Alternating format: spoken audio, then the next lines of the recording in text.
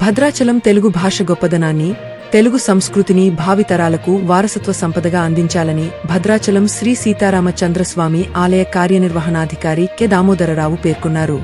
గురువారం ఆయన తన కార్యాలయంలో శ్రీశ్రీ కళావేదిక ఆధ్వర్యంలో రాజమండ్రి గ్లోబల్ యూనివర్సిటీ నందు ఈ నెల 6, 7 తేదీలలో నిర్వహించే 7వ ప్రపంచ తెలుగు సాహితీ మహాసభల గోడపత్రికలు ఆవిష్కరించి మాట్లాడారు.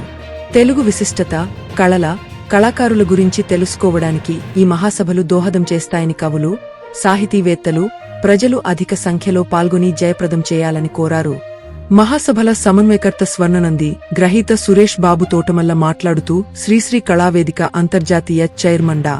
కత్తిమండ ప్రతాప్, జాతీయ అధ్యక్షురాలు జి. ఈశ్వరిభూషణం, ప్రణాళికాధికారి పార్థసారథి నేతృత్వంలో అన్ని ఏర్పాట్లు పూర్తి అయ్యాయని 5,000 మంది ప్రతినిధులు దేశ, విదేశాల నుండి రానున్నారని తెలిపారు.